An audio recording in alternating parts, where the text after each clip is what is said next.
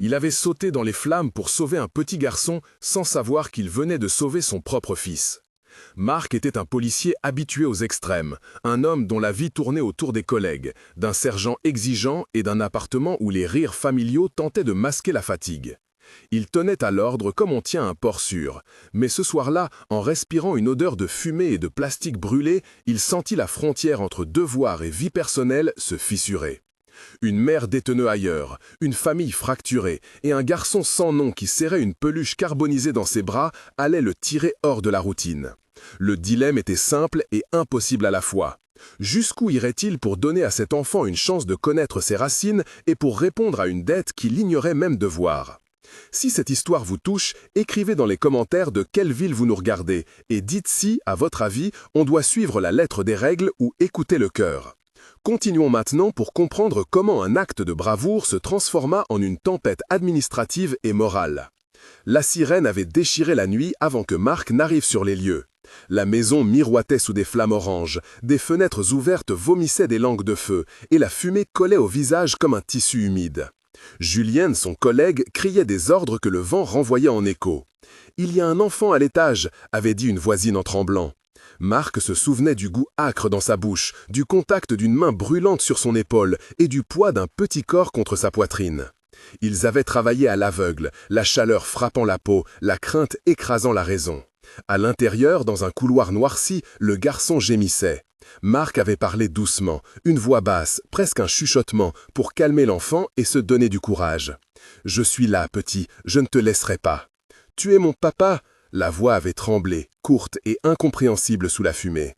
Les échanges entre Marc et Julien, entre Marc et la voisine Monique, entre le garçon et le policier s'étaient succédés en une séquence où chaque mot comptait. « Tiens ma main » avait dit Marc. « Regarde la lumière » avait renchéri Julien. « Il respire » avait demandé Monique en serrant les lèvres. « Oui, il respire » avait répondu Marc en couvrant la bouche du garçon avec son blouson pour filtrer la fumée.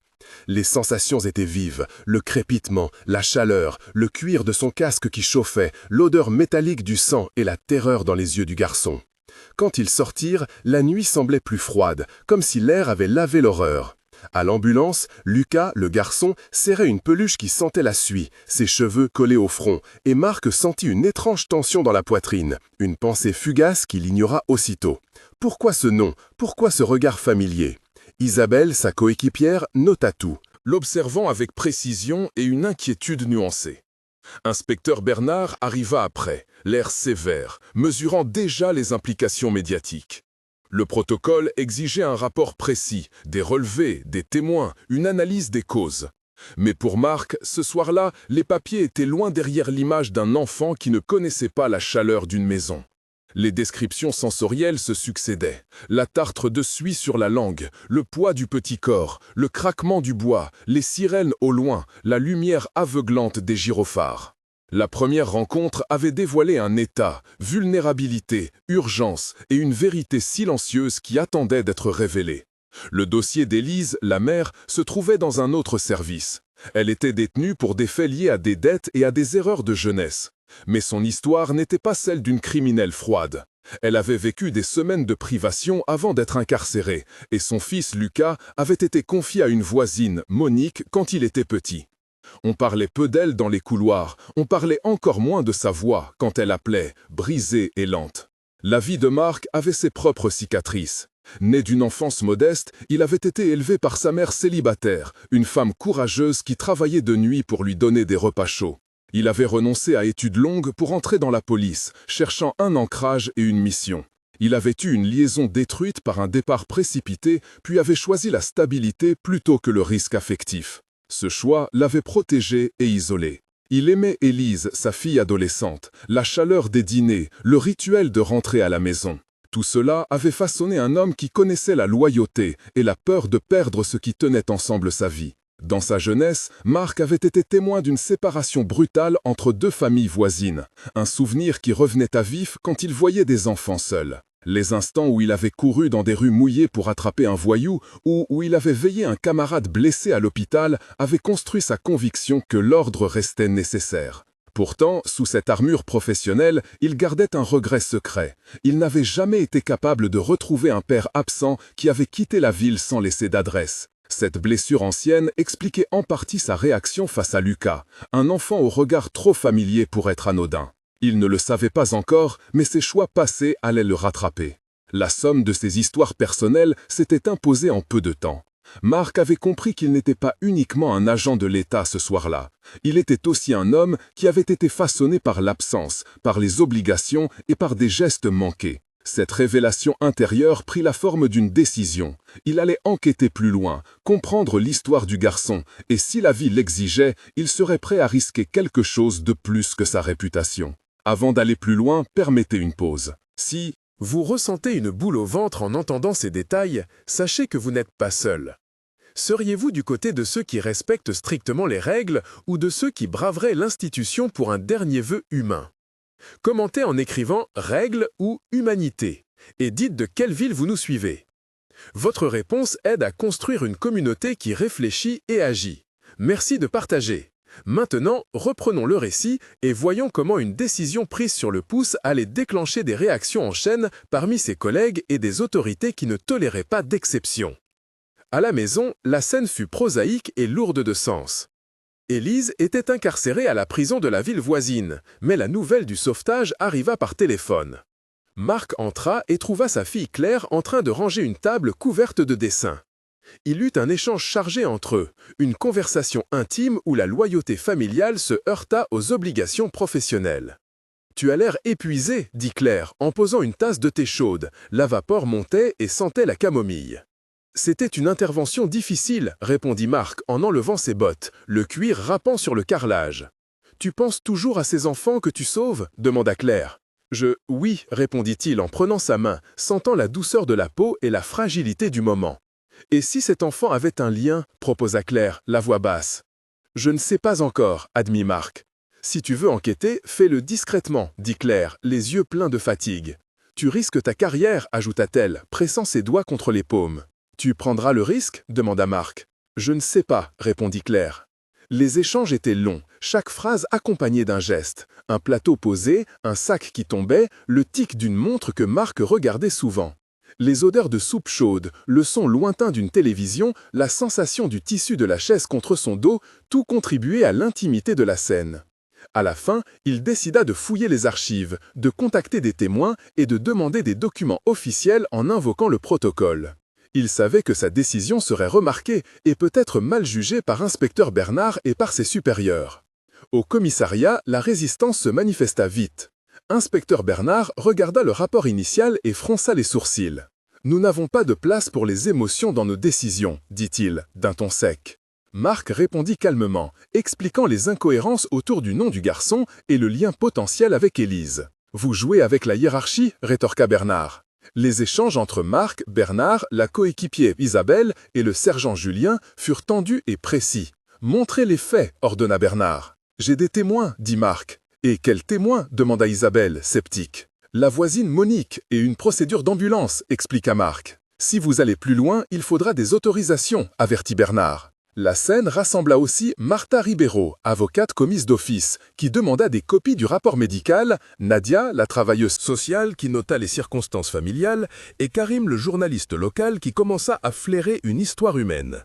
Les descriptions sensorielles du bureau contribuèrent à l'attention. L'odeur du café amer sur une table, le froissement des papiers, le clic monotone d'un stylo, la lumière crue du néo qui faisait ressortir les rides sur le front de Bernard. Marc sentit la hiérarchie se refermer autour de lui et comprit qu'il faudrait des arguments solides et des procédures respectées pour faire avancer sa cause. Le moment de la négociation avec l'autorité fut en tournant. Marc avait préparé un dossier méticuleux comprenant le rapport d'incident, les certificats médicaux du garçon, des témoignages et une lettre de la voisine Monique. Il demanda une dérogation pour contacter la prison et organiser à titre exceptionnel une entrevue entre Élise et l'enfant. La salle d'audience improvisée du commissariat semblait plus froide que jamais. Le juge Moreau, appelé en tant qu'autorité judiciaire consultative, examina les pièces. « Une dérogation n'est pas anodine, dit-il en repliant les doigts sur son bureau.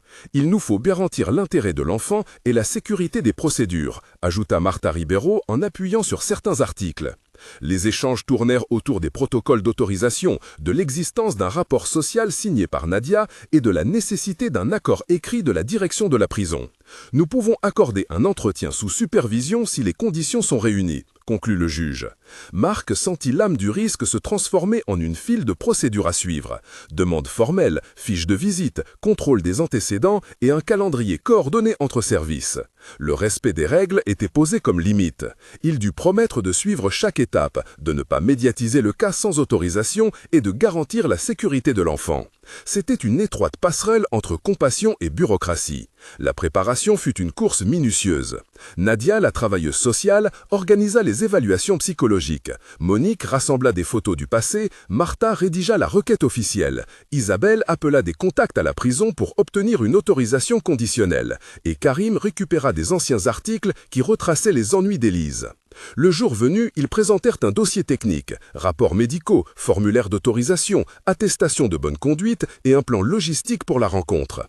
On parla de formalités, vérification des identités, présence d'un tiers neutre, durée limitée de l'entretien, compte-rendu obligatoire dans le dossier pénitentiaire. Les détails techniques furent expliqués en termes simples pour que tous comprennent. Le parfum de papier des dossiers, le claquement d'une agrafeuse, le bourdonnement des téléphones, la sensation du chrono qui tournait, tout cela accentua l'attention. Le réseau de soutien se révéla. Monique sous-tend la demande en tant que tutrice de fait. Karim accepta de ne pas publier avant accord. Nadia proposa un suivi psychologique et Martha se porta volontaire pour défendre légalement la démarche si la hiérarchie s'opposait. 8 personnes au moins jouèrent un rôle distinct et précis dans cette étape cruciale. Le jour de la visite fut à la fois ordinaire et extraordinaire. La salle de visite de la prison avait des vitres épaisses, un interphone à 2 sens et une odeur de nettoyant trop forte. Marc entra en tant qu'agent accompagnateur, mais sans révéler son rôle personnel. La première partie de l'entretien se déroula avec des échanges courts, mais chargés d'émotions. « Bonjour », dit Élise, la voix brisée mais claire. « Bonjour », répondit Marc, en sentant une étrange reconnaissance dans la hauteur de son ton. Puis le dialogue s'approfondit, 6 à 8 répliques s'enchaînèrent entre eux, entre Martha et Nadia, et entre Claire au téléphone qui écoutait à distance. « Comment vas-tu » demanda Élise. « Je vais bien, j'espère que tu vas mieux, » dit Marc. « Je voulais que tu rencontres Lucas, » dit Élise d'une voix tremblante. « Il est ici depuis l'incendie, » expliqua Monique. « Pourquoi n'as-tu pas été prévenue » demanda Élise. « Les circonstances sont complexes, » répondit Martha. « Je voulais te dire que je vais tout faire pour qu'il sache, » dit Marc. L'essence encore présent, le bruit étouffé des pas de gardien, le goût métallique d'une nervosité qui montait, la lumière blafarde qui rendait les visages plus durs.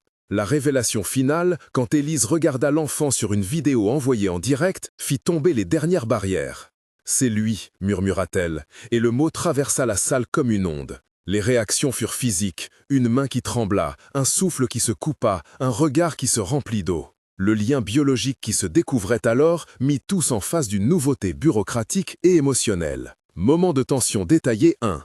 Dans la salle d'audience improvisée, le public retenait son souffle. Marc exposa les faits, décrivant la séquence du sauvetage, les signes de reconnaissance et les documents collectés. Inspecteur Bernard objecta, pointant la tradition et la nécessité d'équité. Les mots s'accrochèrent au mur, lourds d'implications. Marc évoqua son propre passé, non pour s'excuser, mais pour montrer sa motivation. La voix de Martha se fit précise, citant articles et procédures qui autorisaient des visites exceptionnelles pour l'intérêt de l'enfant. Les regards se croisèrent, certains froids, d'autres emplis de pitié. La décision fut lourde à prendre, et le silence qui suivit fut plus éloquent que n'importe quel verdict. Cette tension dura, parcourue de souvenirs qui revenaient à la surface, et se résolut par une décision fragile et conditionnelle, accordant une chance, sous surveillance et avec suivi professionnel. La phase suivante fut publique. Une audience officielle fut demandée pour homologuer la visite et pour statuer sur les droits parentaux provisoires. La salle du tribunal fut remplie par une presse locale, par quelques voisins et par des représentants des services sociaux. Karim, présent pour documenter l'histoire, avait accepté une couverture mesurée. Les échanges dans la salle furent nombreux, avec des dialogues soutenus dépassant 6 tours entre la défense, la procureure et le juge Moreau. « Nous devons privilégier l'intérêt supérieur de l'enfant », affirma la procureure. « L'enfant a le droit de connaître ses origines », répliqua Martha. « Mais nous ne pouvons pas créer un précédent dangereux », objecta un magistrat. Marc témoigna, racontant l'intervention incendie, le moment où il avait pris l'enfant et ses doutes. Les mots portèrent des images. La peluche carbonisée, le visage de l'enfant éclairé par un gyrophare, le parfum de la soupe partagée après l'intervention. Un moment de tension crucial survint lorsqu'un ancien dossier d'adoption partielle fut évoqué, menaçant d'ouvrir d'anciennes blessures. Le juge appela au calme et ordonna un suivi psychologique avant toute décision définitive. Les échanges finirent par une ordonnance provisoire, un contact régulier supervisé, un suivi éducatif et une réévaluation dans 3 mois. La procédure posa un cadre, mais la décision laissa la porte ouverte à une reconstruction délicate. Moment de tension détaillé 2. La rencontre décisive entre Marc et le garçon, en public, sous les yeux d'une chambre pleine de fonctionnaires. Les paroles étaient mesurées, chaque geste surveillé. Lucas tremblait, les mains jointes autour de sa peluche. Marc pencha la tête, parlant bas, racontant des choses simples pour ne pas effrayer. Des histoires de sirènes, des chansons du parc, la promesse d'un mot doux chaque soir. Le son d'une horloge fit écho, et la salle sembla se réduire à l'espace entre eux. Chaque mot prononcé portait la lourde charge d'une possible réussite ou d'un traumatisme renouvelé. La tension culmina lorsque Lucas demanda si Marc resterait, si la promesse tiendrait. Le silence qui suivit fut rempli d'un monde de possibilités. Marc répondit lentement, avec une honnêteté qui fit vaciller l'assemblée. Ce moment, intense, dura comme une éternité. Après l'audience, les conséquences commencèrent à se déployer. Le dossier fut mis à jour, des mesures de protection furent instaurées, et une petite coalition se forma. Monique continuerait l'accueil temporaire, Nadia assurerait des rendez-vous psychologiques, Martha veillerait sur les procédures légales, Karim garderait l'histoire mais n'en ferait pas un spectacle, et inspecteur Bernard, bien que réservé, accepta de garder un œil sur le respect du protocole. 8 personnes distinctes jouèrent des rôles clés dans cette phase, chacune apportant une compétence unique. Les procédures techniques, expliquées en termes simples, incluaient une autorisation écrite pour visite, un rapport social, une attestation de garde provisoire et un calendrier de suivi. La vie quotidienne reprit une forme fragile, faite de rendez-vous, de contrôles et de petites victoires. Épilogue 1 mois plus tard. 1 mois après la tempête, les gestes du quotidien avaient commencé à recoudre des morceaux. Lucas connaissait maintenant le nom de Marc et le disait parfois dans son sommeil en riant. Les visites supervisées avaient permis des moments simples, lire une histoire, partager un bol de soupe chaude, sentir l'odeur de la laine d'une couverture tissée par Monique. Élise avait commencé un programme de réinsertion à l'intérieur, suivant des ateliers et écrivant des lettres que la prison acceptait désormais d'envoyer encadrées. Marc avait appris à écouter différemment, à laisser l'émotion exister sans qu'elle n'envahisse la procédure. La communauté avait réagi avec compassion. Des voisins avaient organisé une collecte pour acheter des vêtements pour l'enfant. Une association locale proposait un mentorat. La vérité qu'ils avaient affrontée avait créé un petit réseau de soutien tangible. Cette première étape démontra que la justice pouvait s'accommoder d'humanité si l'on respectait à la fois la loi et les personnes. Épilogue, 3 mois plus tard. 3 mois plus tard, la situation avait évolué. La Cour avait ordonné une évaluation plus poussée, et les conclusions des psychologues recommandèrent un renforcement du contact supervisé, puis une transition graduelle vers une garde partagée si les conditions se maintenaient. Élise montrait des signes de rétablissement, participant à des programmes éducatifs et préparant des plans pour un avenir à sa sortie. Marc, quant à lui, avait été formellement réprimandé pour avoir impliqué sa vie personnelle dans une affaire professionnelle. Mais la note administrative fut accompagnée d'une reconnaissance tacite de son humanité par certains collègues. Inspecteur Bernard avait exigé une clarification des protocoles et proposa même de réviser certaines procédures de visite pour les rendre plus sensibles aux situations familiales inattendues. La presse, sous la conduite de Karim, choisit de raconter l'histoire avec prudence, mettant l'accent sur la reconstruction plutôt que sur le sensationnalisme. Des ateliers communautaires sur la résilience et la réinsertion furent organisés, et la petite ville commença à discuter de changements concrets. Épilogue 6 mois plus tard. 6 mois après le sauvetage, la vie montrait des signes d'une nouvelle normalité, fragile mais réelle. Lucas souriait plus souvent, inscrivant les premières lettres de son nom, apprenant à compter les jours entre les visites, et s'émerveillant devant des choses simples comme une orange pelée ou un parc avec des balançoires. Élise préparait un dossier de réinsertion et travaillait sur des projets professionnels pour l'avenir. Marc avait repris son poste avec une image écornée mais avec la conscience d'avoir agi selon ses valeurs. Le système, lui, avait pris note. Un groupe de travail fut lancé pour revoir les protocoles de visite et d'autorisation, intégrant des recommandations sociales et psychologiques. La communauté continua d'offrir soutien et surveillance, et Nadia organisa des sessions de suivi à long terme pour l'enfant et la mère. Au final, la question centrale resta: jusqu'où peut aller la compassion sans renier la justice ? La réponse n'était pas un verdict, mais un travail quotidien fait d'écoute, d'ajustement et de petites avancées. La rencontre entre un acte instinctif et une institution rigide avait produit des résultats concrets, une autorisation exceptionnelle, un calendrier de visite, un suivi social et psychologique et une réévaluation judiciaire en perspective. Ce fut la preuve que l'humanité pouvait permettre des solutions, mais qu'elle devait s'appuyer sur des garanties sérieuses. Si cette histoire vous a touché, abonnez-vous pour voir d'autres récits où la justice et la compassion se rencontrent. Partagez pour montrer que des choix difficiles peuvent ouvrir des chemins et laissez un commentaire pour dire si vous auriez comme Marc ou vous seriez tenu aux règles. Les petites actions changent des vies.